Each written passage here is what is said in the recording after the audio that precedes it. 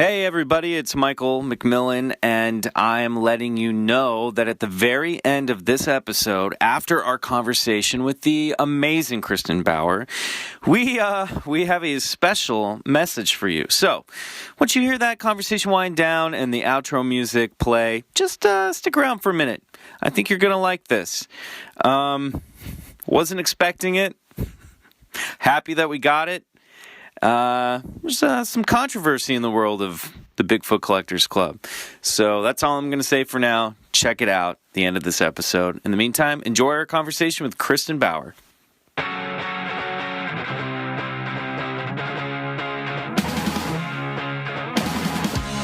It's Bigfoot Collectors Club with Bryce and Michael.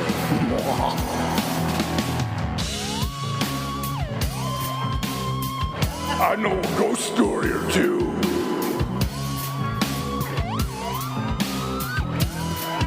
Let's do this.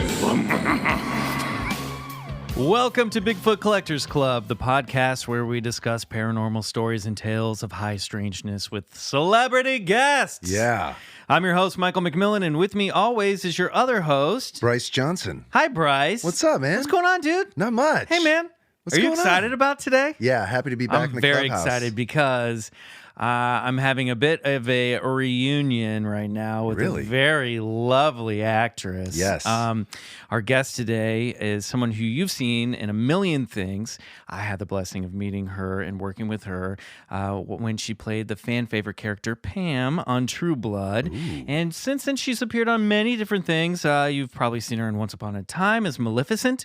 And she was recently on the new show Lore, which might appeal to some of our listeners because it's about supernatural stuff. She co-starred opposite Robert the Haunted Doll. Wow. Club members, please welcome Kristin Bauer. Yay! Hi, everybody. Hi, I just wanted to bring you right in. That's amazing. Please. No, preamble. What an introduction. It's killing me. Kristin. The band is back together, sort I of, know. right? Remember? You're our first guest from True Blood, cast member on the show. I picked the first the best for first, and the first for first. Yeah, totally. You're number one. Anyway, I win. I get the gold medal. No one else competed. Okay. I haven't seen you, I think, since we did a comic convention together. Yeah, maybe. which are all a blur, always. I know. I know. Those are so much fun, though, to see. They're not fun, but my favorite part is to see you and people, and like people that I wouldn't meet otherwise, right? Like yes. the Walking Dead cast. Get to go be with your friends or meet the other Star people Trek from other crew, shows. and I'm a fan of Battlestar Galactica, and so yeah, there's always like some weird dinner that happens in those where it's like you, me, Carrie Elwes, and Data from Star Trek, like and Captain Picard. Yeah, Captain Picard. It's like this is awesome. This is the weirdest eclectic group of characters in a single dinner ever. That's how I imagine it, like a lifetime membership. Like, you're in, kid. This will Totally. take care of you for the rest of your life if you treat it well,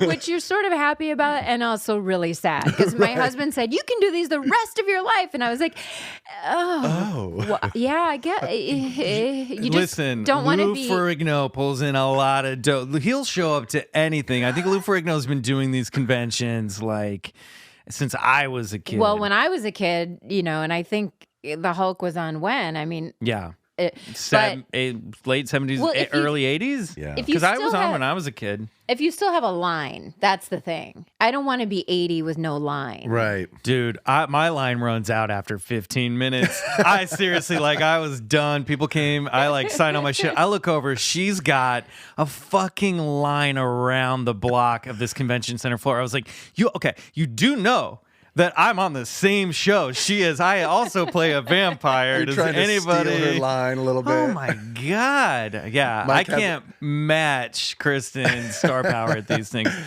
But anyway, Kristin, we are so excited to have you. Yes. And I mentioned earlier that you starred opposite Robert the Haunted Doll on an episode of Lore. I don't know if you guys know about Robert the Haunted Doll. He's a doll, real quick.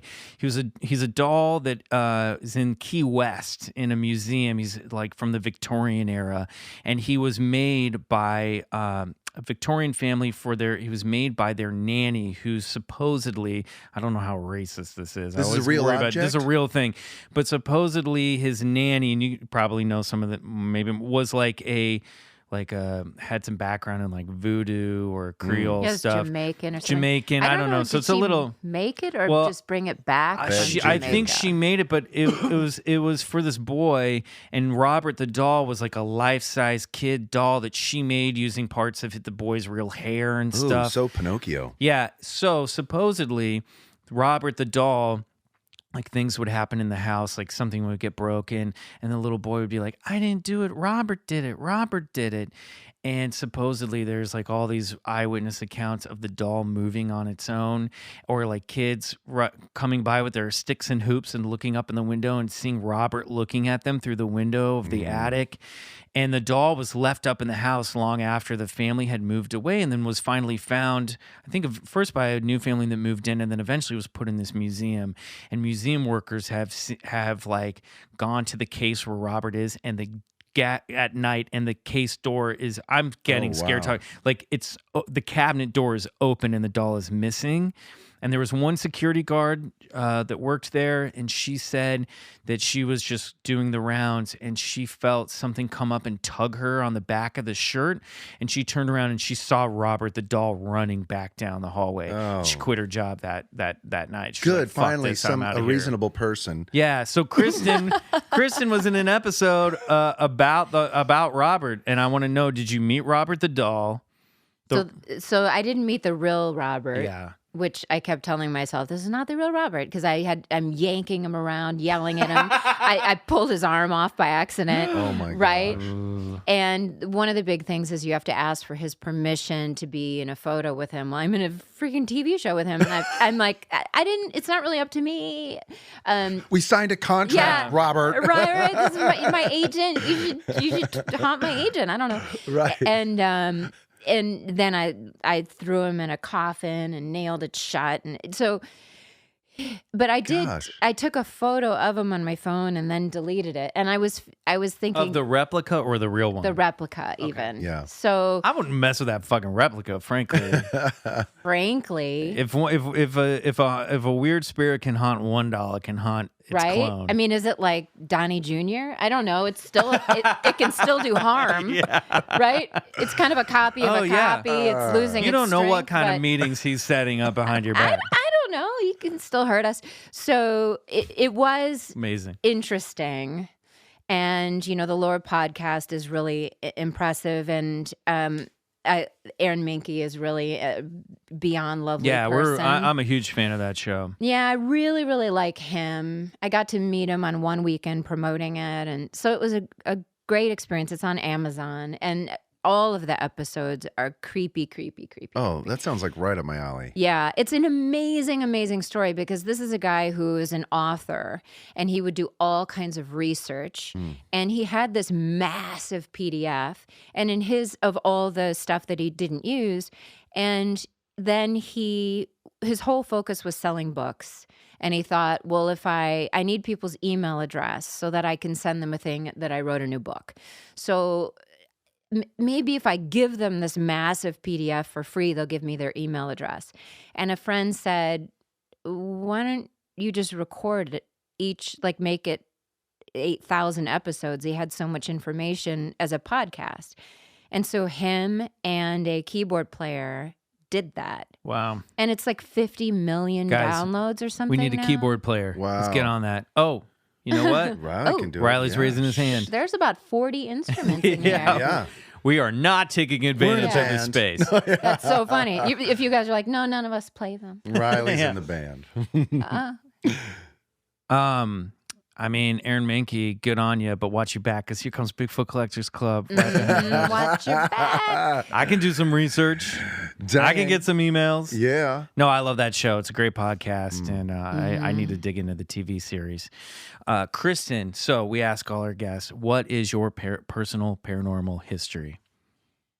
Okay, so I was practicing the story in the shower, because I did shower.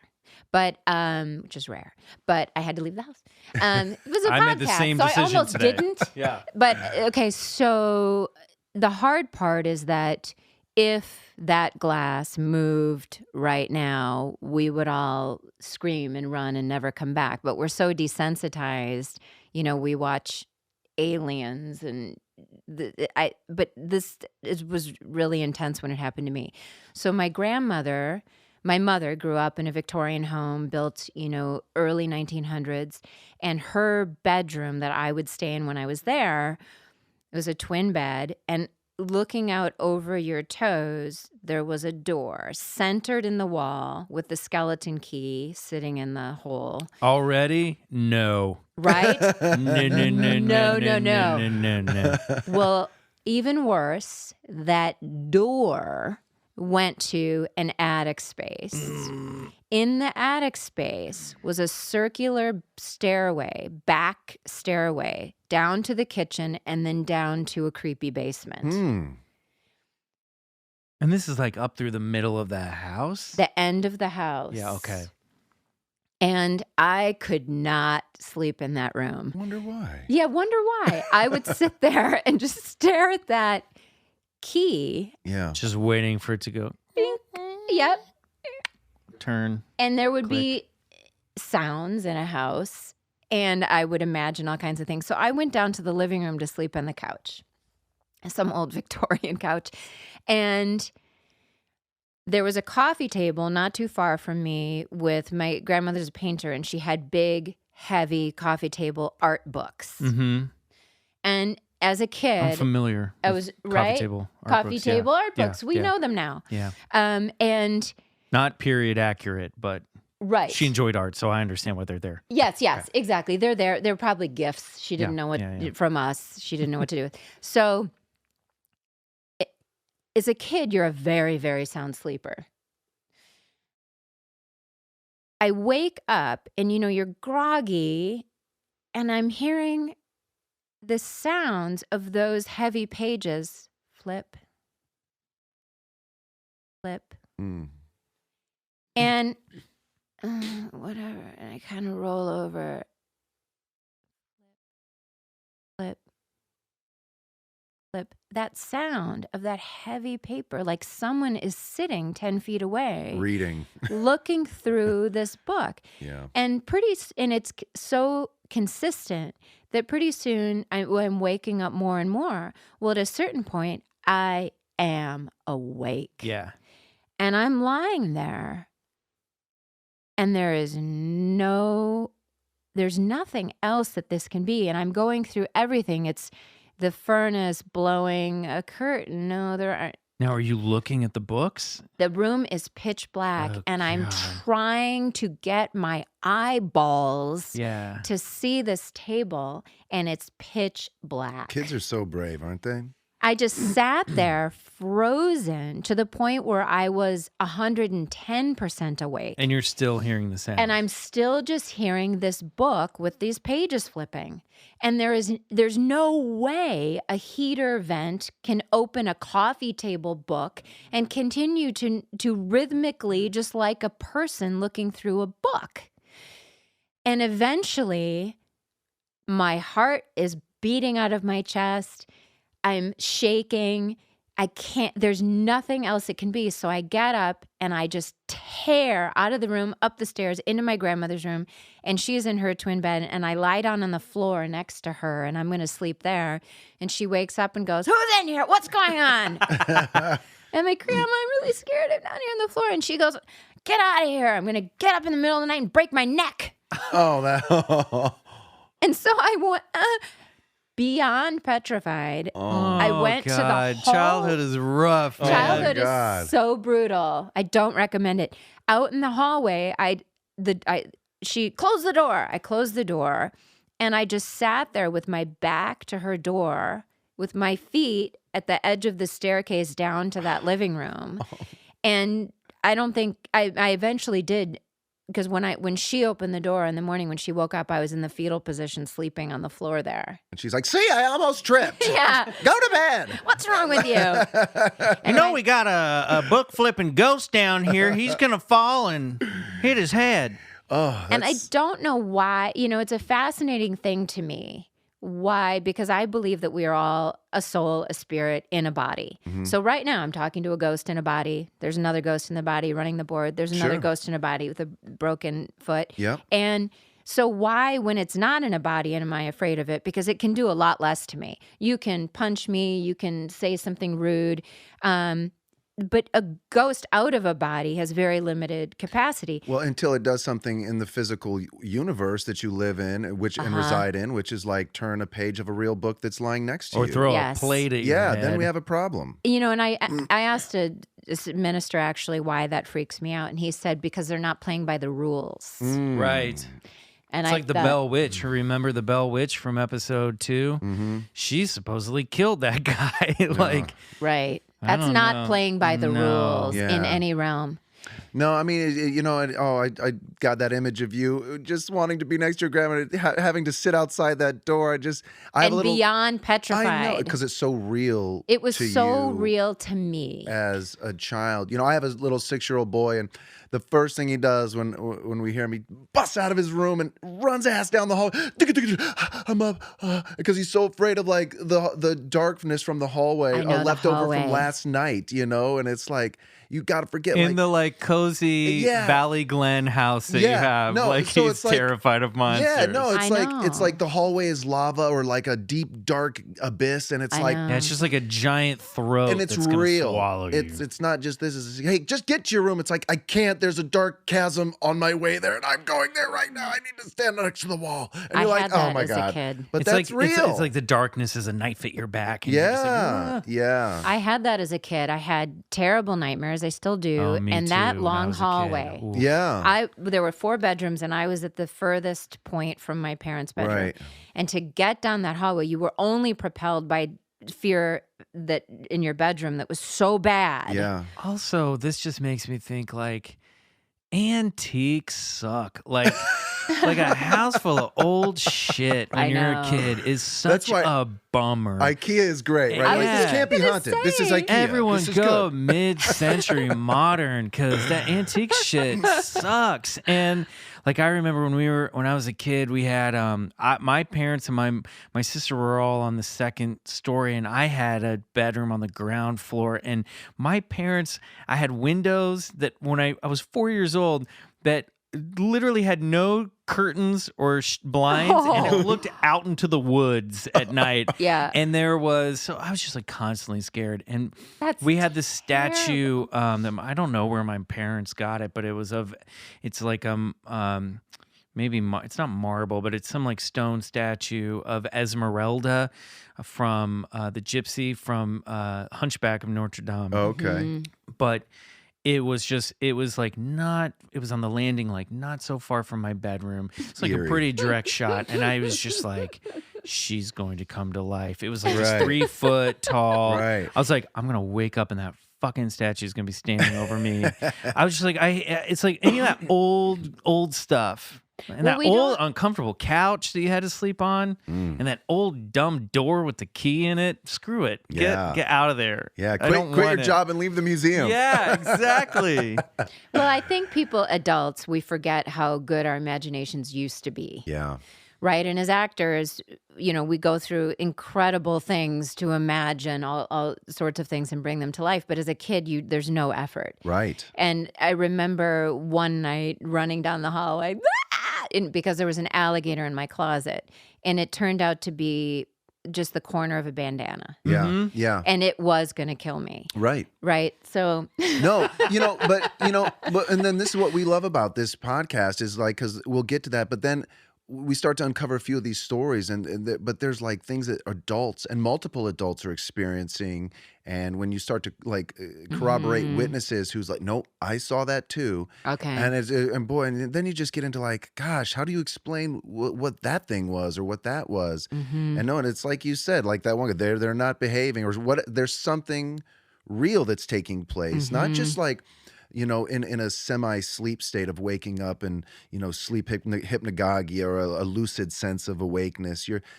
Some of these things happen in broad daylight or, it's like, which is why we're all fascinated with it, because we're just like you were like, we want to know, was somebody turning that book? Is this the afterlife? Is this a crossing over of dimensions? I mean, what is the experience here?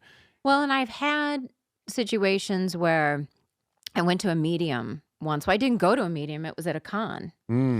So, it was one of those weird dinners. Yeah. There was a Power Ranger, a Walking Dead person. And a psychic. And some girl I didn't know. And we were in the elevator at the end of the night, and 3 women, and they were all friends from before. And they said, let's do a group reading. She's a medium. And my niece had died. Oh, so sorry. Not long before. Yeah. Here we come. Here it goes. it comes. Oh, boy. And this was in the middle of shooting in season 7. I got a call on the way to the set that she just collapsed and she's in a coma. And I was checking my phone between takes. Wow. And 2 days later, she died, and we don't know why. And this wasn't that long before. And I was so overwhelmed with emotions the second she said she was a medium that I could not speak. And I just was digging my nails into my palms of my hands, trying to not break down. And I just kind of nodded my head like, And then I just said, oh, okay, call me. And I got to my room, and the girl called and said, let's all, have this pajama party and see if we can contact someone, thank you, on the other side. And I'm like, yeah, I can't do that with a group, was all I could really say. Yeah. And so the medium came over, and I didn't say anything about my experience. And I had gotten a butterfly tattoo here for Lizzie. And she's like, oh, she contacted, first it was my dad, and he said something. Oh, she goes, there's a male figure, and he says she got her good looks from me. And that was his joke. That was his, dads that tell the same joke over and over and over that you're so annoyed by them. Then when they're dead, you're like, oh, I love that joke. Yeah. And so I burst out sobbing. So this girl can't have known that. So she's actually communicating to my dead father. Yeah. And then she says, but he says you don't want to talk to him. And I'm like, no. And she goes, I'm just picturing a butterfly tattoo, And I'm like, oh my God, that like she's talking to Lizzie. And she was like, and she was saying, because she was a singer, she goes, I'm singing again. I'm happy. And then she had this unbelievable, there's a part of my family that got this really fabulous hair. And I think you got it too. I kind of did get great hair, especially for a blonde. Like I'm not bragging. I had nothing to do with it. It just happened. And Lizzie had this ridiculous hair, and she goes, and my hair is long again. Right? They had to shave part of it. And so there's just no way to walk away from that experience to not go, okay, she could be tapping into my memories in my brain and just looking at a television set that's playing my memories. Yeah. So there are ways to break that down if you're really determined to. It's like someone saying, prove to me you're breathing air. Well, I just am. I just know I am. So for me, are we all a spirit in a body? And some in a body are nice and not nice and play by the rules and don't play by the rules, and some out of a body are nice and not nice and don't play by the rules and are upset and disturbed. And so, but I have contacted people I cared about, who were not in their bodies anymore. Yeah, and you're not the only one. I mean, this is my family's had experience with this, signs from the other side, like a piece of hey, I'm okay. Yeah. And we've talked about it on the show. I mean, I've had family members in dreams come No, in. it's true. And gosh, I mean, that stuff is so real, and to deny that experience of the user, to like, we often talk about, I'm not if you're familiar with like Houdini, but he had a big thing where he didn't believe in psychics, and he spent a lot of his life trying to like, debunk them. And what seems to like they don't seem to be missing is that when you try to confine these to experiments in like a certain setting, and we're going to do it here, and we're going to do it now, and we're going to do it this way, you know, the universe or the spirits say, no, the fuck we're not. Right. You know what I mean? And it's like, and so when you put those tests, like Houdini said, well, when I pass away, I'll give you a password, and if there's another side, I'll give it to you. You know what I mean? That's his own rules. Well, you know, we don't get to define the rules. And he might pass universe. away, and 5 seconds later go, that was so stupid. Who cares about that? Yeah, I can run the Exactly. universe now. That's right. And he might go, yeah, exactly. You go, oh, well, that's unimportant. Yeah. And now I know for a larger reason that I couldn't see in my life why things don't work that And you know way. what's more important is that You know? joke from your dad, because it's that stuff that is like leaves resonance. It's that stuff that I think comprises of what makes the universe. You know what I mean? It's like deep, you know, emotion or vibration or energy that somehow connects us all. You know what I mean? And if I'm like, I don't like to think that like, you know, your niece is like living in the afterworld waiting around for you to like pick up on a signal. No, it's like, hey, I have a message for you. I'm off, you know? And it's I'm like, good. And the message is, I'm good. And isn't it always that message? It's always, It I'm is. good. It is. You be good. It actually, enjoy your life. The stories that I have heard like this, and thank you so much for sharing. Seriously, that, honey. my I mean, God. I mean, and the ones similar, love you for different, that. but different that I've experienced. And I had a family member like my grandmother had showed up to somebody, and it's that message. The message is when they typically show up, it's like, I'm good, I'm happy, things are okay. Right. And it Why really, do we get so sad? well, because we miss them. because we're attached. We're and we're attached, absolutely and, attached. and we're on. And I think what they're trying to say is like, hey, everything's cool. I'm here. We're good. I'm happy. Things are as good as you think they are on the other side. And I think stories like that remind us to be like, okay, cool. And my time will come too. You know? Right. And I just want to say something else you mentioned, Bryce. It made me think is that because there's one good psychic doesn't mean that all psychics are good. Because there's one That's huckster true with that doesn't mean Dennis. that all exactly. Right. Yeah. It's the same thing. And just because there's one fake Bigfoot sighting, there's Right. not. That doesn't mean that there Well, wasn't one actual bad one. apple doesn't Right. spoil the bunch. I believe that. And one good one doesn't validate everybody else. So Yeah. I think sometimes in this realm that we're diving into, people go, well, they proved that thing wasn't true, so therefore there's no such thing as the Loch Ness Monster. And it's No. like, well, no, yes, that didn't work. Or yes, Right. this psychic was cold reading you and was clearly pulling the wool over your eyes. But for every one of those, you have something like Kristin experienced where It's true. And it comes to a point that really what I want to come down, the point I'm trying to make is at the end of the day, does it fucking matter if the results Right. happen? Like if the placebo if the effect. results work. Right. If you take the pill and it was sugar and your headache goes away, do you care? Yes, It doesn't matter. You know, I tend to be a believer on this stuff, not by default, but I believe this story. And Yeah. the story I just heard, I can't argue with that. And I can't argue with the reality, the emotional reality and the truth it provided Kristin. And it's those stories that I'm chasing after on this show. It's absolutely true. So you know, and this is what another thing I just love about this whole genre, this field is like, you know, people see these UFO sightings or these sightings, and there's compounding evidence, and it's really just like an FU, not an FU, but it's like to the science community who think they've got it all figured out Right. and locked and loaded, and they've got all the answers, and it's just, I love it. It provides a great mystery that says, no, you don't, and you never will. I know. And why they can't allow for that when throughout history it was leeches. We do leeches. We do bloodletting. Right? We don't wash our hands. And then 10 years later, oh my God. You know, and my brother just had his knee surgery for the second time. Well, 20 years ago, they were like, yeah, that was wrong. Now we know it. Why can't you just say, this is what we know now?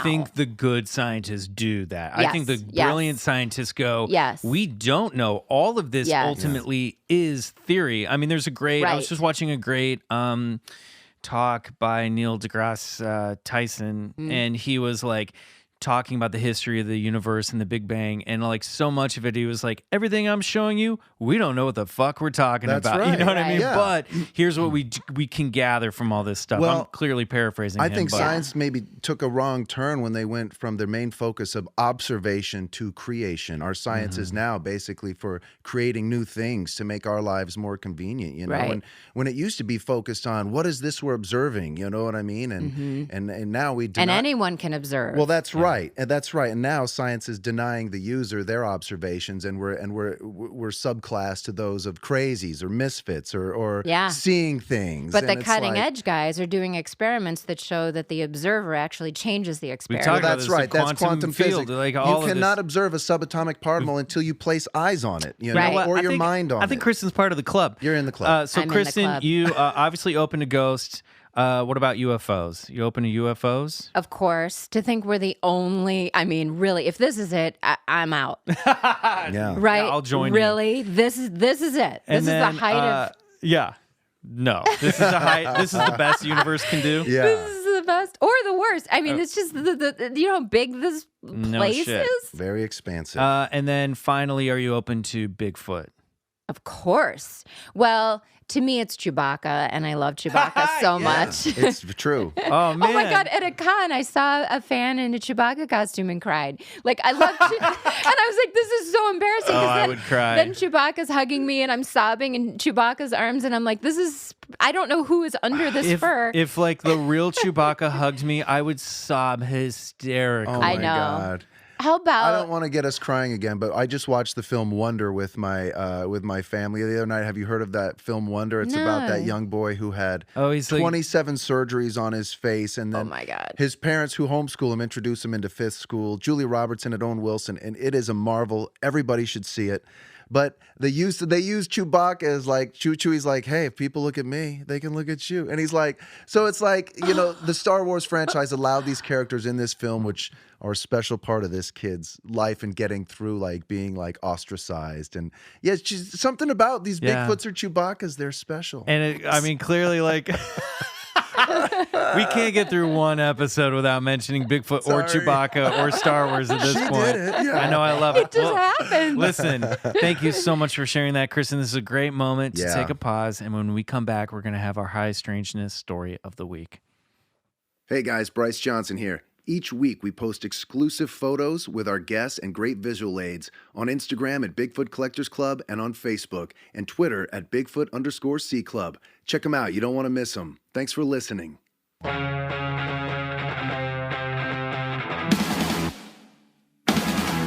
We're back. And it's time for high strangeness. Now, okay, so speaking of opening your mind to new things, sort of. I mean, we didn't really say that, but I'm thinking, you know, maybe you, the listener, are hearing these stories and opening your mind. I recently read a book that I have in front of me called Monsters Among Us by Linda S. Godfrey. Now, I'm obviously very open to ghosts, UFOs, Bigfoot myself. One thing I always brushed off were stories of dogmen. And because they just sound ridiculous. Like they're sort of in Kristen's laughing, the right, yeah. werewolf. Yeah, that is the reaction you get, and I've always brushed it off. I don't believe in classical werewolves, Yeah. like we've discussed, the universal monsters type stuff. I don't believe in vampires. I don't believe in zombies. Right. But I'm open to some of these other supernatural things. Now, I picked up this book because on the book jacket, they talk about portals and gateways to other dimensions. And that's something that comes up a lot here, that some of these creatures, such as Bigfoot or some of these UFOs, might be crossing over from an interdimensional highway. Yeah. So I went, okay, cool. This book is right up my alley. I'm going to read it. And while there's some really wild stuff in it, I found myself kind of opening my mind to the existence of Dogmen, which is You've got added one more to your collection. very surprising. Now, I'm very skeptical on this, but so Linda S. Godfrey, she was, and we'll get into this, but she was a reporter for a small newspaper in Wisconsin, and she started as a skeptic herself. And one of the first stories that she covered that led her down this rabbit hole or dog path, whatever you want to call it, was this story of the Beast of Bray Road. So it's a cryptid, and the type of cryptid it is, like I said, is a dogman, also referred to sometimes as a werewolf, a bear wolf, a wendigo, and sometimes good old Sasquatch. Some people think that these sightings of these hairy creatures are actually misidentified Bigfoot. Well, and possible shapeshifters too, right? Well, that's part of it too. And the Wendigo goes in with that as well. So the Beast of Bray Road was a tall bipedal creature standing upright with humanoid hands, shoulders, torso, and arms, but with canine head and legs and ears. And it has been seen running on all fours at the same time as well. So it can walk on two legs or run on all four. That's cool. Yeah, and where this creature was spotted around Elkhorn and Delahaven, Wisconsin, usually along Bray Road during the late 80s and mid 1990s. So the earliest sightings of what was possibly the Beast of Bray Road, or the type of dogman that he was supposedly, was in 1936. Max Shackelman was driving along Highway 18 in Jefferson County, Wisconsin, about 40 miles north of Elkhorn, when he saw a figure that appeared to be digging on top of an ancient Indian burial mound, of which there were many in the area. There we go. Perhaps thinking the figure might be attempting to rob the burial site, Shackelman stopped, got out of the car to inspect, and when he got closer, he saw that the figure was actually a tall creature with wolf-like features mixed with those of an ape. It had twisted thumbs and 3 clawed fingers on each hand. The creature also smelled terrible, like rotting meat, and that's a trait of a Sasquatch. Stenchy smell. They say that Sasquatch can give off a sweet, stinky smell, or sometimes a really horrible smell, as a way to get people to go away. Afraid for his life, Shackelman got back in the car and drove away, but his curiosity got the best of him. And on the following night, he returned to the same mound, and there the creature was again. And he says that the creature uttered a sound that sounded like Gadara. Right. And he freaked out and ran away again, and the creature was never seen again. Or was it? In 1966... Dennis Fulis was driving home from work around midnight on Highway 89 in Harvard, Illinois, so near Wisconsin, but I'm just setting up some of these accounts in the past, when he witnessed a strange 7-foot bipedal creature run across the road and leap a fence into a cornfield, like Jedi style. Now, according to Fulis, the monster had dark brown matted hair, and he couldn't quite identify it. He just said that was no man. It was hairy from head to feet. And he went looking for tracks, couldn't find any prints, but he saw where the corn had been crushed, where whatever had leapt over the road had left an impact in the cornfield. So we jump ahead to the 1990s. And over the next few decades, accounts of werewolf-like monsters are seen in and around Elkhorn and Delavan, Wisconsin. They were rare or kept secret until one woman, 18-year-old Doris Gibson, shared her encounter publicly. And this happened on October 31st, 1999. And what she experienced after the word got around the community and started sharing all their stories that had been happening for the past 10 years.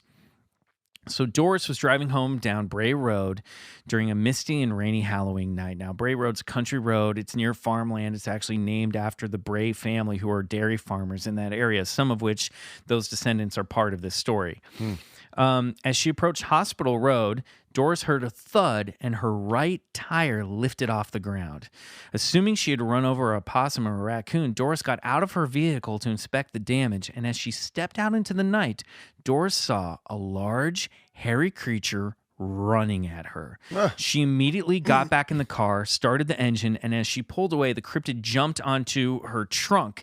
And thankfully, because it had been raining, the monster slipped on the wet exterior and Doris managed to escape. If you just stop there, that's like probably one of the greatest action sequences you love in a good horror movie. You're like chasing running at an old granny. Get in your car, granny. Start the car. Totally. Oh, she had described the creature as having a pointed snout like a dog's, and looked more like a wolf creature than like a man. And that seems to be the distinguishing characteristic that that separates this from the Bigfoot sightings is mostly all the Sasquatch sightings have that flat ape-like face, whereas the Dogman has this extended snout. Almost universally, wolf-like. they describe the heads looking like German shepherds. Yeah. Okay. They have the tall, pointy ears. They don't have like floppy dog ears. Right. They said that, and they always have like muscular shoulders and shoulders like humans. Like dogs, you know, their shoulders are flush. They don't really have shoulders. Yeah. It's like if they stand up and beg, they have the little like hands down is right. The hands down thing. And a lot of times the legs are described that on these creatures or this creature that the knees look like they're bent backwards, but if you look at a dog, their knee is actually higher up at the end of their haunch. Right. And what looks like the bent backward knee, it's their ankle. Yes. It's really, and they're high really up. walking on the tips of their pads. So that whole back skinny part is really what their foot is. And that high cocked part is the ankle. So they've described a lot of these creatures as having that, but with a torso like a man and a head of a German shepherd or a wolf creature. So... might be my perfect man. I mean, listen, I love I'm a dog lover too. Dog man. So later that night, this is how brave kids are. Yeah. She's 18. Doris returned to the area with a teenage friend she was trick-or-treating with and claimed to have seen the hairy form alongside of the road again. Oh, Doris was 18. She's 18. Oh, I see. Okay. So, I know the name Doris. I yeah, thought I it was know. an old It's lady. Doris Look at Dean Gibson. what the mind does, yeah. Well, it's a small Wisconsin town. They Right. probably have old-fashioned family names. I bet some of them have some weird-ass antique furniture, too. Word of the creature along Bray Road got around town, and more witnesses came forward with similar accounts taking place previously over the course of the past decade. I believe Doris's mother contacted Linda S. Godfrey, a reporter and cartoonist from a Wisconsin paper called The Week. And Godfrey decided, because it was a slow news week, she was like, all right, screw it. I'll go cover this story. There's like a werewolf in Wisconsin. This is ridiculous. Or she thought maybe it's just some misunderstood animal sighting. But what she was told by locals captured her imagination and transformed her from being a skeptic to a lifelong devotee to unwrapping the phenomena of mysterious dogmen that haunt America's heartland. It was Linda who coined the phrase "the Beast of Bray Road" for the first story that she wrote. Now, what follows are some of the just dozens of eyewitness accounts revolving around the creature along Bray Road during the 90s. So we go back to 1989, one of the earliest sightings that Linda uncovered was Scott Bray, one of the dairy farmers from Elkhorn, had seen a strange dog-like creature much bigger than a German shepherd roaming his pasture near Bray Road in October. It had pointy ears, large muscular chest and shoulders, more man-like than dog, and was much, like I said, much larger than German Shepherd. He tracked the creature across his property to a large pile of rocks, but it vanished, it disappeared, and he couldn't find it. He did find tracks, but they were in the grass, and so there was nothing to take a casting of. They were swallowed up in the grass. Now, this reminds me, Bryce, of stuff that was happening on Skinwalker Ranch. For sure. With the giant wolf-like creatures. This is one of the first stories that we covered. And there you will see, like Skinwalker, there are some other weird phenomenon that's happening in Wisconsin around this time. Yeah, I mean, not to connect the puzzle pieces too much, but something there seems to be with these dogmen side. And I think they're different than the old wolf lore. This isn't like a man who turns into a wolf at the full moon and who can be stopped with silver bullets. There's none of that.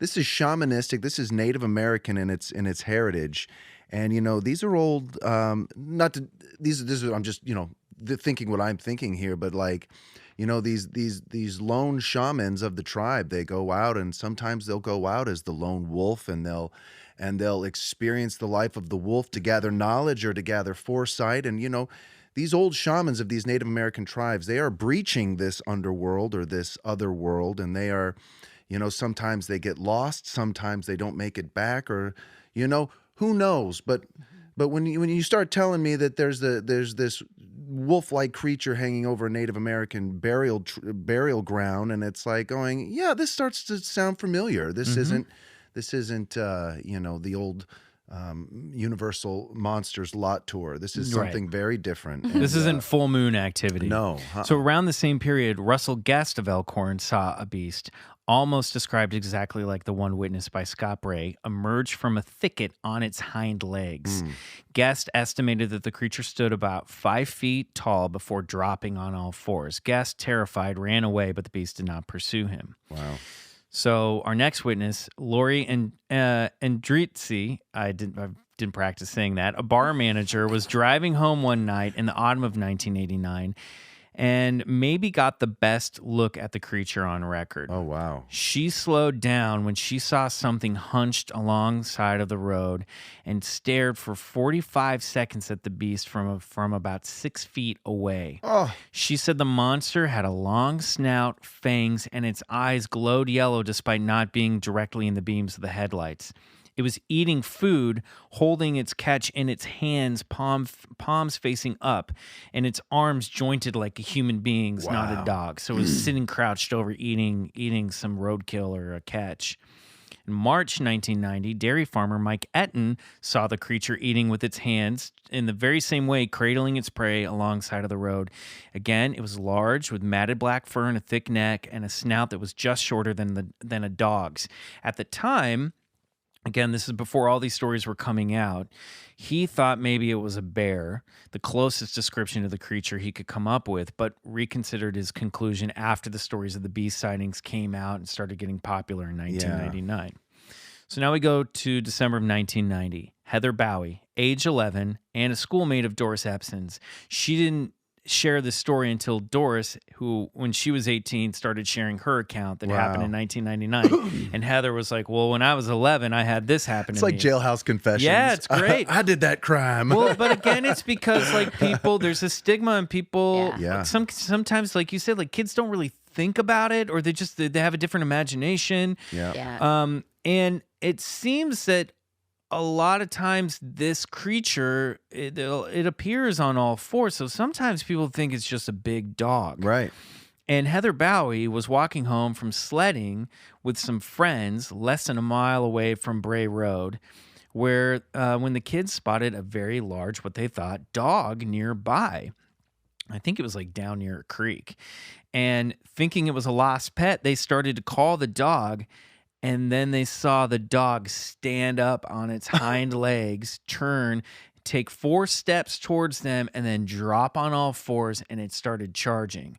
And they were right by Heather Bowie's house, so they ran inside. And as they got halfway to the house, they looked back and they saw the beast just veer right and go into a cornfield. God. In 1992, Scott Bray, he was the dairy farmer who saw the beast in 1989. Sorry, I just imagined myself like crapping my pants and not making it back to the house. No like, shit. This is like what your little boy... No, we would have a heart attack. We're older. This is like what your son is practicing for every time he runs down the hallway. Right, get out. Right. So Scott Bray's wife, Tammy Bray, spotted the creature along Highway H near the Bray Road and Hospital Road intersection. It crossed the road while she was in the car and turned to look at her. She described it as having, again, broad chest, strong shoulders, pointy snout, long pointy ears. Its eyes glowed yellow, and it did not break pace as she slammed on the brakes to avoid crashing into it.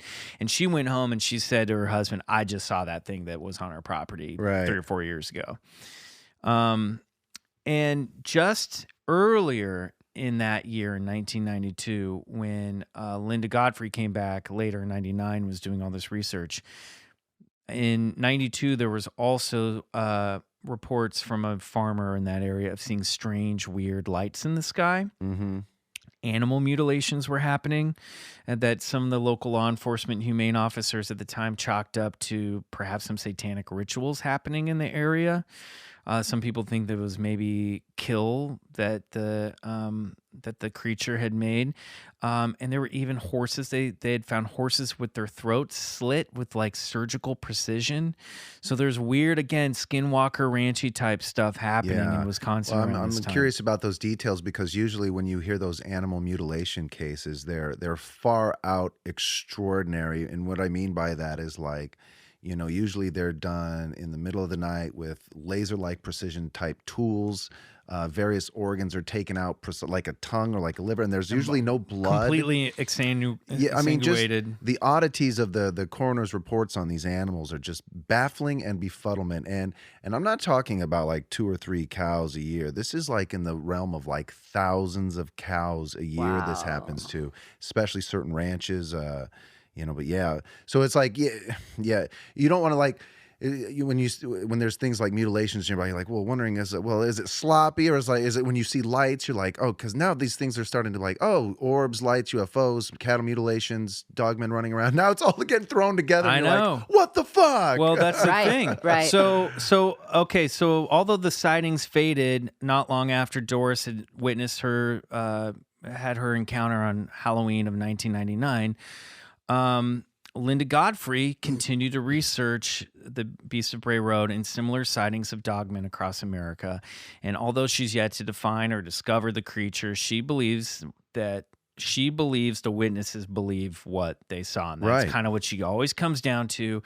And where I tend to stand on this stuff, she's like, I believe that they are describing exactly what they saw. Now, I don't know what it is, but she throws out, based on her research, and I am paraphrasing her very, very liberally, but there are some trends that she's uncovered in her research about dogmen or creatures like the Beast of Bray Road. Now, there tend to be 3 camps. People think that they are either a type of flesh and blood biological entity, perhaps misidentified Sasquatch or a bear or something, and cryptozoologists who believe that there's some kind of hidden animal. They don't want to believe in the dogmen because it's too ridiculous. Right. It's too close to werewolf. They can make the leap to Sasquatch or Yeti, but they can't go to dogman, right? It's amazing. That's too far. It's amazing all the camps in the paranormal field. Oh, God. Like, oh man, Bigfoot didn't come from a UFO. Get out of here. Like, know. Yep. And then there's a second camp where they think that this dogman creature is some side of mystical being. It would fall under your shamanistic thing, like a werewolf or a magical creature, and that's very fringe cryptozoology. Sure. And then there is the interdimensional camp, that this is perhaps a flesh and blood creature or a type of spirit creature that comes from slips into our reality through a portal. Right. And the really cool thing, it's cool, is that a lot of times in these cases, dogmen give off the feeling of evil, and in some cases communicate with people telepathically. Again, you remember that first story of the guy hearing that word uttered towards him that he couldn't make sense of. Right. Some creatures have appeared as shadow creatures in people's homes or on their land.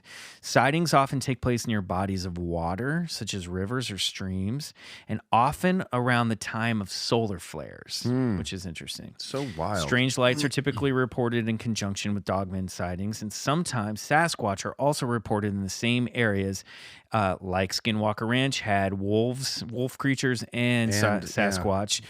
And some witnesses think that the dogmen could be enemies of the beloved race of Bigfoot creatures. Oh, I've never heard that. Oh, that's a great one. So for further reading, I would check out Linda Godfrey's books. She's got The Beast of Bray Road That's and wild. Monsters Among Us. And she's written several on the subject. And she's a very easy reader. I really like her tone and I like her because approach. she started out as a skeptic. Yeah, and she's very sensible. She was also a cartoonist, so she's done like some drawings of like sketches of eyewitness of what she thinks the Beast of Bray Road looks those like. are the famous ones. And that's her there, and this is just a cool. a little moody drawing of a Beast of Bray Road. So so that's the Beast of Bray Road. Wow. Who knew? Who knew I'd ever get into dogmen? I know.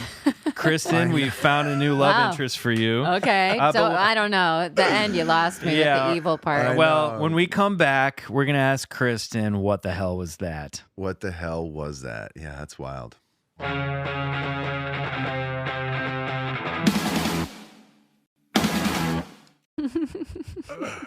And we're back, We're Bigfoot back. Collectors Club. But before we get to Kristen's theories, we have to. I totally farted brain Brain fart? Yeah, brain fart. I can't even brain fart of the term brain fart. I was trying to say like brainurally. Because we actually have a Bray here in the studio. Riley Bray, our producer. This is true, yeah. And you think you're related to the Bray Road family? Probably, likely, yeah. The Brays came over like Mayflower days into America and settled on the East Coast and made their way west, and they're scattered throughout the Midwest as well. So, yeah, it's pretty likely that I'm at least distantly related to these. We got to get you a Bray Road street sign to hang up in the clubhouse. Oh, yeah. Hey, just throwing that out there. That's wild. If anybody out there can, grab that street sign, send it on over. We'll send you some extra special content. That's right. Hey, Kristin, what the hell was that? All right, so here's what it was. No, I'm just kidding. I like it. I like that confidence.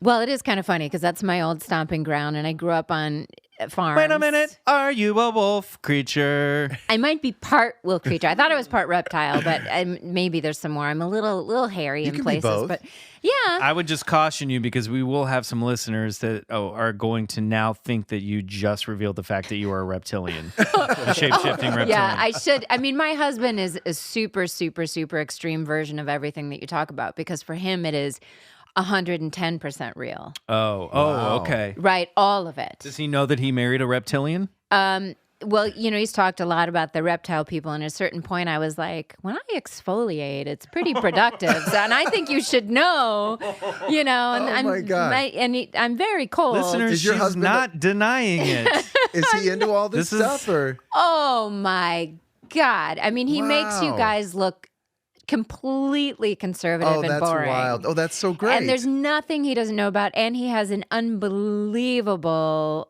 haunting ghost story. It's one of the Aubrey, best I've ever I hope heard. you're listening because we might need to get you on this Well, show. to put up with guys like us on your extra spare time, thank you so much. Yeah. Oh, yeah. And he considers me. So I think that, I fit right in with you guys at this level, but he thinks of me as some sort of utterly boring square denier because he's so far. Wow.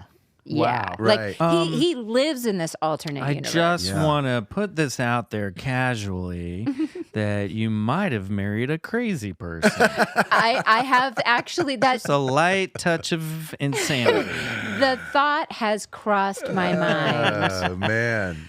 Well, he's got to be doing something right to marry a lovely lady like you. Amen. So you're from Wisconsin. And I grew up in these places and not far from Elkhorn and Do you know where Delavan is? I Have you been don't. there? Okay. I It's don't. near Elkhorn, I guess. Well, and we had a farm, 2 farms, one near Milwaukee and then one in Shawano. And so this is just, I spent my whole life in cornfields and blah, blah. But I was thinking, yeah, I wish I had seen this thing. But I for a time was going through this really crazy lawsuit. And I had to dig through random files, boxes and boxes of paper to see what I could find and to try to use my mind to assess my defense. And I actually studied how to analyze data. It was very interesting.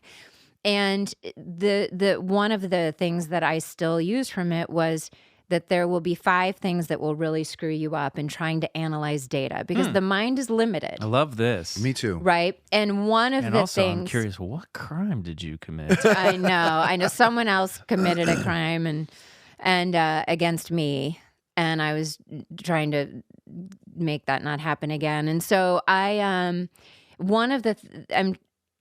not sure I can remember all 5, but one of them, a couple that really stuck were that you can't see missing information.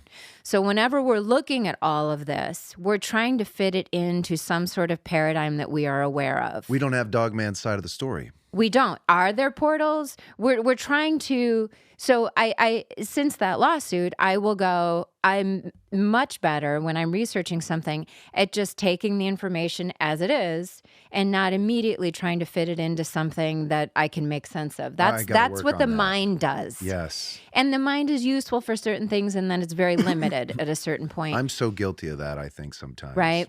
Like when the mind tries to conceive of infinity, it's Yeah. So I have to know what the limits of the mind are. And then, altered importance. When people tell stories, and they will change also the time sequence. So there are a bunch of things that I learned. So I'm listening to the story, just kind of, letting it all in. Sure, why not? Mm-hmm. Why can't that be a creature that exists? And I don't know where it comes from. I don't know where it goes. My mom, where she lives now on this big farm, there's a cougar over on the 4 Mile. And she's dying to see it. Right. And you would think all the neighbors share reports of where it is. And you would think that this would be an easy thing to see and hear about. Years will go by before someone will go, I saw it again. So we're like, oh, it's alive. It's not actually that easy when you're from these places to keep track of something that we know a wild exists animal and nobody is against. Right. So I can understand, because animals are very good at not wanting to be detected if they want to. Do you ever especially predators. I mean, my cat got out of the yard. Yeah, but this is where you get into some trouble. Is like you have these sightings spread out from like 33 to like 90. So when you start to talk about a 60, 70-year-old cat or a dog, if it's the same creature. I know. Right. And this is what you get into, like, the scientists have problems with, like, well, they would have to like maintain a population, and if they did that, well, then the surrounding area wouldn't provide enough sustenance for that. And and so you get into like the flesh and blood category. And what I offer is, you were saying, here's the 3 different camps. And in my head I was going, why can't a little bit of all those be true? Well, that's the other thing. that's Why Linda can't this be Godfrey's approach. Why She's can't it's this a little be, from column A, a little from column B. And a column we don't know. Sure, because, that's the missing data. Right. People are seeing this eat flesh and blood small creatures. That's the physical flesh and blood world. They're also seeing it disappear. That's the portal world, popping in and out of existence. And they're seeing it do some ritualistic things. That's the shamanistic world. So it's like the first story that she tells in Monsters Among Us, this is what got me hooked. This is why I was like, okay, I'm into this book. She talks about, again in Wisconsin, going out to meet a cattle rancher who had some mutilations and had some reports, like seen some stuff on his weird stuff on his ranch, lights and I believe, and some lights in the sky and stuff. And he called her in because she's made a name for herself. I love it. She's like the Mulder of Dogmen. Yeah. But there's this great photo here. Now, this rancher found in the snow tracks, big wolf tracks, like animal dog tracks that are bipedal. They're walking. There's not 4. There's only 2. And the crazy thing about it, and this is where she opens the story, totally in line with what you're saying, the flesh and blood. This is what makes these cases so perplexing. And this is exactly what you're talking about, Kristin, which is one of the reasons he called her out was these tracks started in the middle of a field. Right. And went off into the woods. So whatever this thing was, popped up, dropped into the middle of the field. Sure. And then walked into the tree line. That makes more And sense to she me said- than some like dog creature like living and hiding for like 70 years. And she turned to him and she said, she kind of read the guy, she looked at him and she's like, let me ask you something. Have you ever heard about portals? And the guy was like, she's like, do you think it's possible that this thing kind of dropped out of nowhere, or maybe a doorway? And the rancher was like, honestly, so much weird shit's been going on here. I won't even laugh at that. Right. That sounds to me, based on the physical evidence we have, these tracks starting in the middle of a field in snow and going off into the tree line. That this thing, it's like it dropped down and it boop, boop, boop, Well, and I would ran feel- out into the woods to go hunting. I mean, what if it is, we've brought up the predator on here before. What if these things come into our dimension to hunt? Yeah. And then they slip back out? Sure. What They're if like it's little like feeding an or breeding alien grounds. walking the dog? Maybe it's an alien walking the Yeah. dog. This again, unknown. Who The knows? unknown, what is it? The unknown known or the known unknown? Like, Well, absolutely. And I would be. I also want to point out, here's a lot of the Squatchers have a problem with Dogmen because the lineage of Sasquatch is some missing flesh and blood hominid that we just couldn't capture, but it's still out there. It's a missing link from the chimpanzee orangutan to the walking erectus man, and that's Bigfoot. He's a little bit a missing Like link, a descendant of the but he's not popping in and out of Gigantopithecus. portals, and he's part of the ape family, and But he this eats is fruit. again like the human mind. Right, and so and that's why they're going, but there's no dog that turned into dog man. So they're like going, we can't make sense of that because Right. I can make sense of the Bigfoot thing because It's a simian. Well, because it's Darwin's theory of evolution, and we evolved from apes, and that we missed that. Our scientists missed that one, and he's still out there. And then here we are, and I'm going, okay, if you believe that, that's great. But then they're going, and then the dog world, there was no dog on all fours that evolved into a walking dog. That still I know. I hunts the love the woods. certainty. And it's like, yeah, it's like they close themselves off right. all the time. And that's what we were talking about, these subdivisions of the paranormal world. They think they've got it, and they're locking themselves off to actually so much more of information of what's Right. happening. You know, you heard Michael mention this Skinwalker Ranch. I'm not sure if you're familiar with this story, but A little bit. the story starts off with this rancher when they get to this, I would say, unusual territory, and they're greeted by a wolf, a huge wolf that comes out of the woods and walks right up to the Like a Gorman dire family. wolf size wolf. Like Okay. a prehistoric type style wolf that comes up to the family so much that they put hands on the wolf, pet the wolf. They pet the wolf. And then the wolf sees one of their young cattle and it goes after them, one of their young calves. And whoa! And they're startled. And it then kills they it try in and front of them. they try and get it off. The owner shoots it with a gun to no avail a couple times.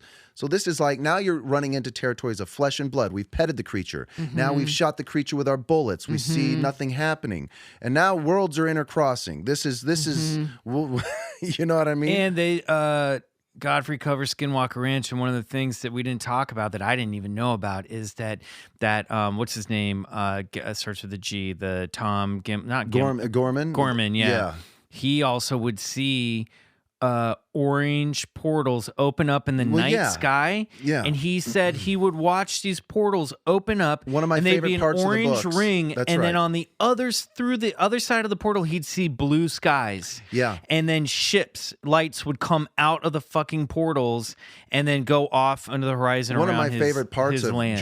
George Knapp's book on Skinwalker but yeah, because it's this one location that starts to put all this stuff together, like Okay. Bigfoot's popping out of portals, orbs, There's spaceships, and like the guy, shape-shifting creature known as the Skinwalker, run shadow man walking around that they think is like These people still live there? No, they Okay. got out of there, Okay. and actually it's owned by an aerospace privateer now named a Bob guy Bigelow. who was funding UFO research for the Pentagon that we just found out in December. Oh. He bought the ranch and has been basically studying it. And we're not privy to all the information, but this like big time rich aerospace guy who has a lot of money and a lot of time on his hands had bought this ranch to study the weird phenomenon that's going on there.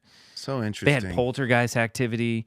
They had every single type of weird phenomenon. It was happening at Skinwalker Ranch. To the Where point that is it? What it's in state? Utah. It's in Utah, yeah. Okay. And the family got the hell out of there after like 6 years. They were like, we can't fucking do this anymore. But the wolf was the common denominator there. Mm-hmm. It was the kind of the token presence spirituality there. Whatever it was, it seems to take that shape of like well, nobody know because they call it the Skinwalker. It would shape shift, but they all saw that wolf in and around the property, and that was always sort of a common theme. yeah. So, There's so what much do you more what do you that think? we don't do you think know. it's Yeah. if you had to pick? What do you So- think it would be? Well, I always picture the iceberg. You know, there's this little Yeah. bit that we know, and then there's this other massive thing. And, That's and great. it frustrates my husband because he would say, I know what that is, the portal. Let me tell you about the portal. And I'm like, who knows? There's so Yeah. much more that we don't know than what we do know. And I enjoy that space. But since the accounts are so consistent, I now just have in my head that there is this, we'll call it Dogman, that sometimes appears around where I grew up. Okay. yeah, why not? Like, why not leave that there? Because I can always change my mind with new information. Well, what you're doing I is love that. you're giving credit Give to the the basic witnesses. definition. Yeah, and you're just giving credit to the witnesses who are reporting Right. these things. You're just I know going, that's I what- believe right. you, 20 witnesses. Right. And I can picture. What is it? We don't fucking know Right. yet. Well, and Yeah. I'm picturing my uncle, my aunt. So I'm putting on top of these people I've Oh. never met that these are very honest, simple Wisconsin people. Yeah, and it should be said that all the people in the Bray Road story, they're farmers. There a woman who's a bar manager. There are school bus drivers. These are small town. I know these people. They're small town people that also these are my know relatives. their land. Like they know the land. They know the animals that are on their land. They know the sky. It's big sky country. They know they know their world. Well, and we've done stuck out. We've done the math on this stuff too. For every person who reports something like this, something odd or paranormal, there's about 4 or 5 who don't. Right. So when you see the case numbers, you can just multiply that right away by 3. And Totally. feel pretty comfortable. Because, I mean, it's very, very, very hard. I also take my hat off to the people that will say something that they saw this, especially these Wisconsin type of people that are not trying to get more followers, Right. Yeah, no. Right. Well, I mean, we've shared stuff. I've shared a story about a weird thing that I saw, and I still, even though we're 14, 15 episodes into this podcast, there's usually once a day I will go, God, should I have said that publicly? I know. You know what I mean? Like I was know like, what you mean. people might fucking think I'm really nuts. Yeah. I know. And like, is it embarrassing that I basically saw an alien gray outside my window and I share that story? But like, I have to because I like these stories. I can tell you what my eyes saw, and I can tell you what I sensed, but I don't know what it was. I'm not saying it was an alien. Well, I'm it doesn't just trying break. to say, It doesn't break character for yourself. You have a history of relevance and well, recognition. you keep bringing this up, and now that I think about it, I'm like, yeah, I have a lot of like weird stuff. Mike keeps bringing up amazing stories. I'm like, I didn't know that. And Well, it's weird because I never made. It's kind of like. You're right. You got and I a know lot we're of running shit. long, but it's when I first started therapy years ago because I was having, and I know that these were stress-induced late-night hallucinations. I would wake up from a nightmare or a night terror, and I would see a figure standing. With just for a split second, it was like my dream was bleeding into reality, and I would see a weird figure, and this was just, for the record, very different from the thing that I experienced that my dog saw first. Yeah, And totally. That's what alerted me. Yep. So I actually kind of know how to judge these two different things. But my point was, so when I started therapy, I was like, I'm seeing shit. And my therapist was like, yeah, this is all anxiety driven. You're stressed out. And we would talk about when that was happening. I was like, oh yeah, I was overworked. I wasn't getting enough sleep.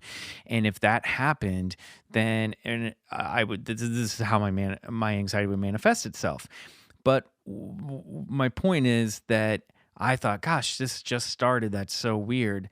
And then during therapy, I would go, oh, well, there was this one time I remember when I was a kid, I woke up and I thought I saw E.T. standing over my bed and he vanished immediately.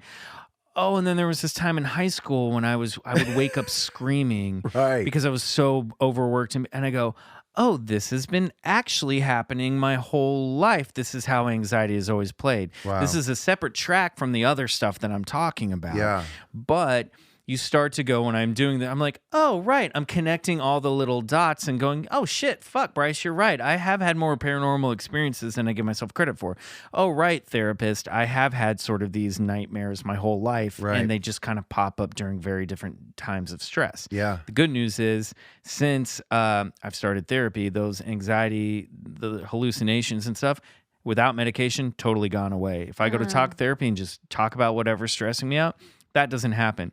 Paranormal stuff still happening. Right. Paranormal stuff still happening. They can live side by side next to each other. Wow. Without being all connected. All right. Well, we got to wrap this up. We're going to come back real quick for a collector's corner. Yep. And I think Bryce has something for us this week. I do. Right after this.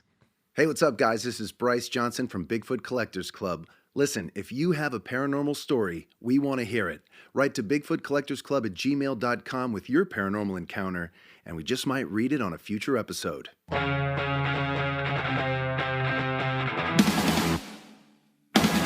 And we're back. Collector's Corner. Collector's Corner. Kristin, we like to ask our guests, since this is the Bigfoot Collectors Club and we collect more than just weird stories, have you ever collected anything? Mm-hmm. So a couple things. One, when my grandmother passed away, my dad's father, she had these little homes in Wisconsin that she was a picker. flea market stuff. Yeah. And she would literally fill the house floor to ceiling, and there would be just a little path, and she'd have to buy another little house. And she was very poor, and she'd fill that house. And so when she died, oh my God. Wow. And one thing that I got, I was 8 or younger, was Folgers, the big Folgers coffee cans full of pennies, like 15 of them. Whoa. And someone told me there might be one in there that's worth like $10. And so I went through with the magnifying glass, and I had So cute. That is awesome. and I had little tiny paper cups with a little year written on each one, and I'd sit there and fill those. That is the cutest thing I've ever heard. And then I got the books from the post office that fold out, and you try to mash the penny Yeah. into the It's hole like- that's actually you're too like a little small. Charles Schultz character. That's Totally. amazing. And then Charlie Brown and Linus and Lucy got came those over and we socks played on. baseball. yeah, good grief Oh, socks. yeah. And then I love another that. thing I collected it was around 95. I had my first series, and I went home, and we were going through the stuff in the basement, and I was like, oh, my Barbie. And my sister was like, actually, that's mine, because I'm the youngest. Oh, my Lego set. Actually, that's mine. Yeah. Oh, my plastic horse collection. No. And I realized I had nothing. It was all hand-me-down. Yeah. So we went to Chicago for the day, Christmas shopping, and I went by FAO Schwartz, and I was so emotional and so upset. I went in and bought like 20 of the Bob Mackie Barbies. Yeah, like, you did. Good for you. And I ended up collecting Barbies Yeah, girl. and I had them all over. I built shelves in the bedroom. I took them out of the fucking box, Yeah. and I put them up, and they're collecting dust and whatever. They're losing value. No, who cares? I And didn't- actually, probably not as much as you think. Well, not as much as I think, because at a certain point, I was like, oh my God, if I ever get a boyfriend again, this is weird. So I started selling. Don't look at my closet. Like, remember the scene from 40 you Year Old posted Virgin? an Instagram of your bookshelf. Where he goes, yeah, she's going to come over and pick me up. And they're like, oh my God. I have a closet in my office that looks like that house from 40-Year-Old Virgin's all Star Wars shit. I think that's cooler. I don't know. Maybe Barbie's No, was fun. Barbie. Have you guys watched, quick plug for something we have nothing to do with and not a sponsor, but the Netflix series The Toys That Made Us Yes, it was amazing. is fantastic. Oh, yeah? And it's they're coming out with new episodes later this year, but they put up the first 4 episodes, a documentary. It's the story behind the Star Wars Kenner line, the Kenner Star Wars line, Mattel He-Man and the Masters of the Universe, G.I. Joe, and then Barbie. And the Barbie, you should watch. It's on Netflix. The Barbie story is fucking insane. Right. It's like a Mad Men. It's like an entire Mad Men series in one episode. The fucking backstabbing and crazy like design stuff. The origin of Barbie. She was originally a the woman who first brought Barbie to America or invented Barbie for Mattel, like borrowed this like Danish or like Dutch like.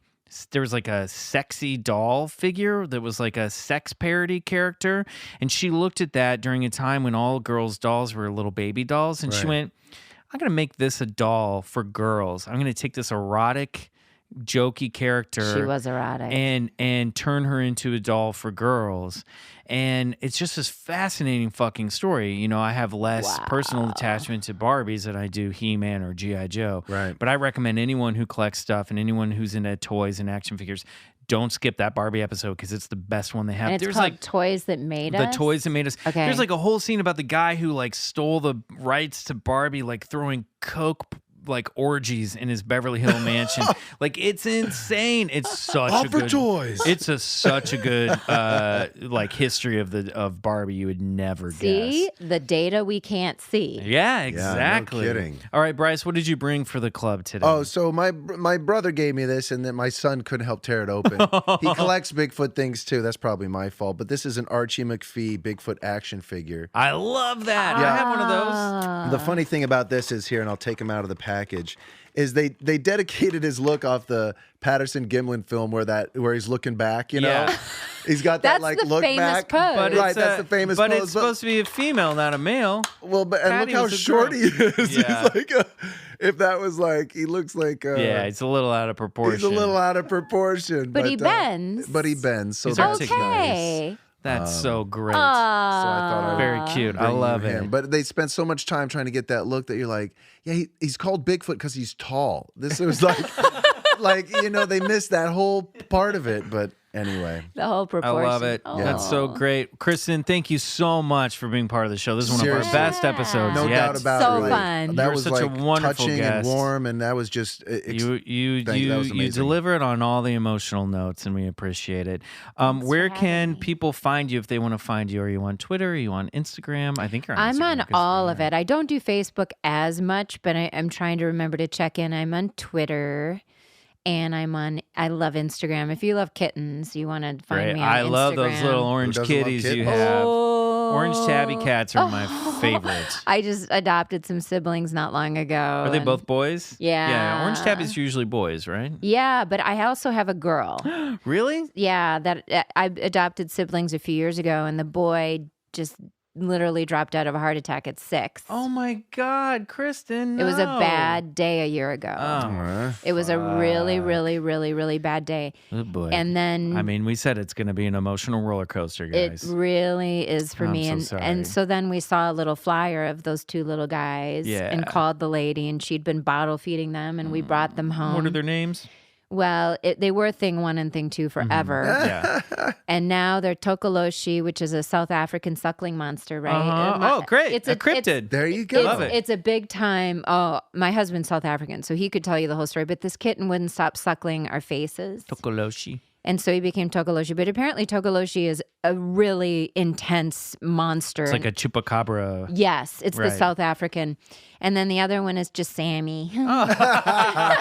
Sammy's the one who witnessed the Tokoloshi. Sammy the soul sucker. Sammy the badass tiger. That's great. Bryce, where can people find you? Find me on Instagram at Mr. Bryce Johnson, and then Twitter at Bryce O. Johnson. Riley Bray, where can people find you? Just on Instagram as @trashbag #. Great. And I'm at McMills, 2 Z's on Twitter and Instagram. You can find me on Facebook. You can find at Bigfoot Collectors Club on Facebook. You can find it on Twitter. It's Bigfoot_C Club. You know where to find us. We'd love to have you. Please, if you're listening, you enjoy the show, subscribe on iTunes, Apple Podcasts, wherever you listen. Give us a rate and review. If you like the show, we would really appreciate it.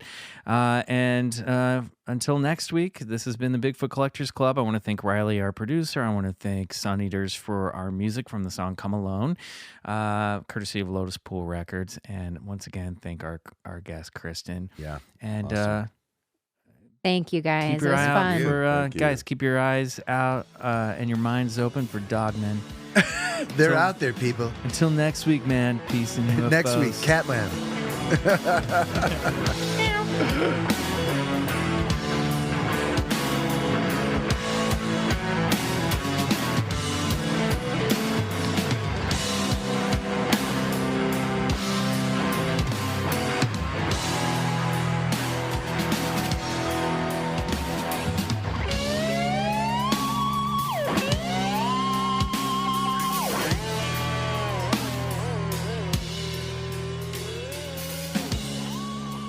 Hey guys, it's Michael again, and here is that special message that I promised you at the top of the show.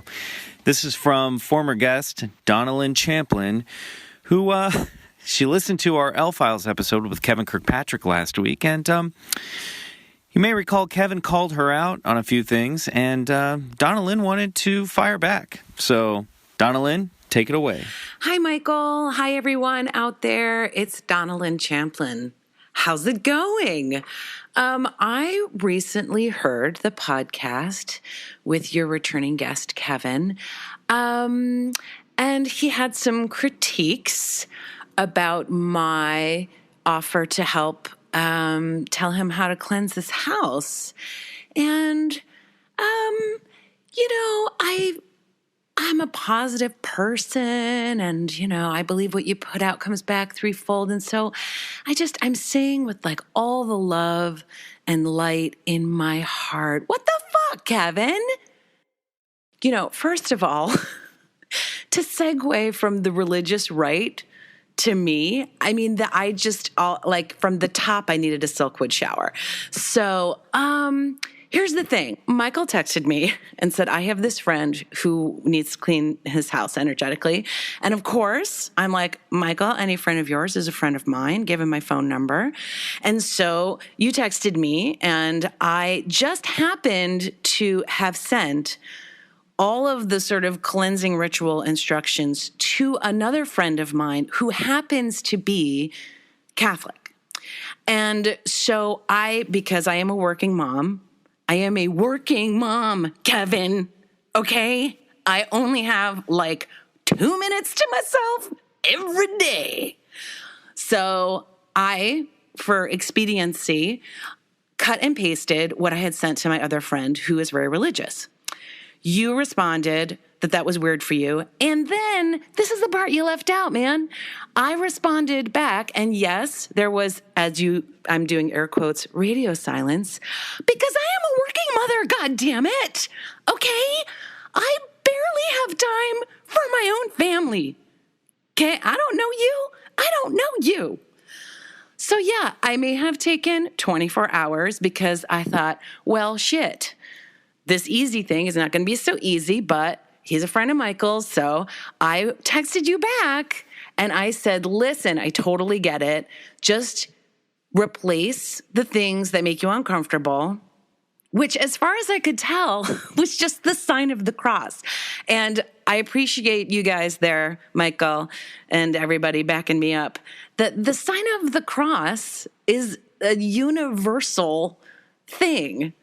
So it's basically the easiest way I could explain to you to go to all the doors and windows and do the sign of the cross from corner to corner, because that is a bind.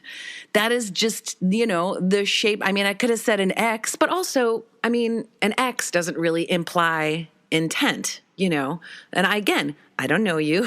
So Michael is exactly right as far as the chaos magic substitute. You substitute anything that you want in there.